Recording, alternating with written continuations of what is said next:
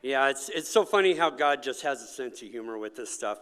I don't know if anybody else knows, the two guys who won awards tonight, me and Chad, were both Marines, which is, kind of ironic, yeah.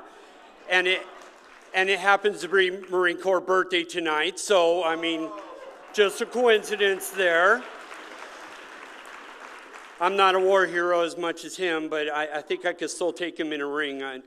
He'll probably break my hip. I think I'm at that age where he could break my hip now. So, there's too much to talk about. I did write a book on this because my life has just been so insane, and there's no way to explain from being unwanted. God's had his finger on my life, even when I was in the womb, from an unwanted pregnancy.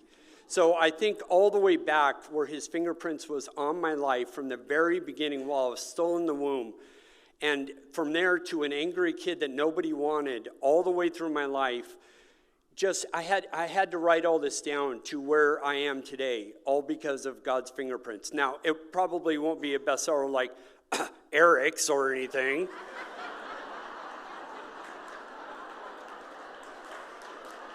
But it's called Average Joe if you want to buy it. So the school district, I'm not making them out to be a bad person. They were hamstrung by their lawyers. And that's an unfortunate thing because the school district and I got along really well. And I really love those guys. And I love them so much, I would be really doing a disservice if I didn't introduce one of the great people at Bremerton School District, their HR director, if Denise could come up.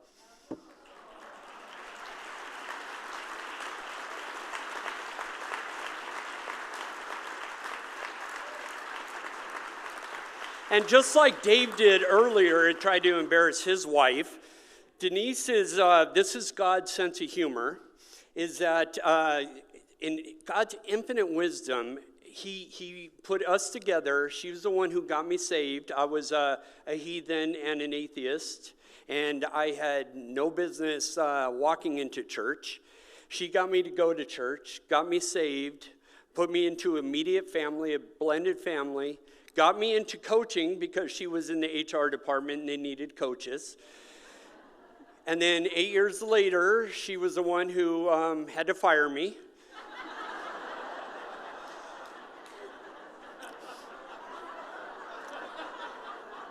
And in return for that, I had to sue her.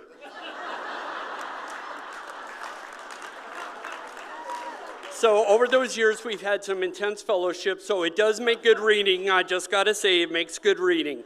So it just tells you that God is just amazing. And there's no way to tell you that when you guys are praying, what that did. And it's not just what you did for our family. Because we were on an island all alone for quite a while. And our family went through hell. And I don't wish that upon anybody. The things I put my wife through, she was all by herself. I had lawyers that were protecting me. I had people that were reaching out and praying for me. You didn't even know you were praying for my wife. And everybody thought she was the enemy the whole time. She was completely alone during those times. But she remained on her knees praying to God that whole entire time.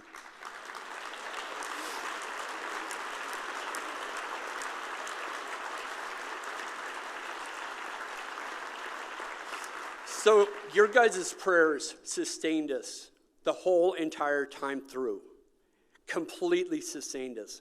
And not only that, it did the most incredible thing. I only asked for two things. I asked that God give me my job back and to allow me to pray after high school football games. Those are the only two things that I asked for.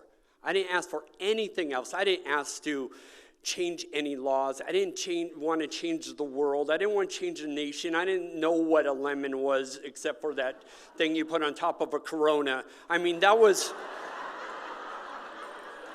That's all I know. So,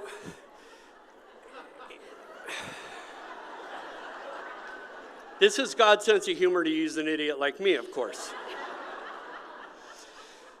But that is the power of what prayer does. is that not only did your prayers sustain our family and get us through 8 years of hell, but your prayers changed an entire nation. When your prayers went through, God could have done anything. He could have just given me my job back, could have let me pray after games, or could not have listened altogether.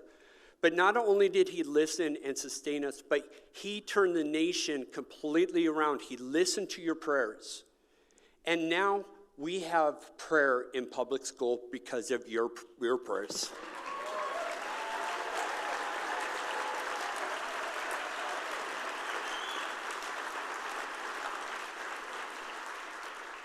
So there's no way I could possibly look in this room. I got some friends in here, and there's no way I could look at every one of you and thank you guys. And my wife will start crying as soon as if she had to talk about anything.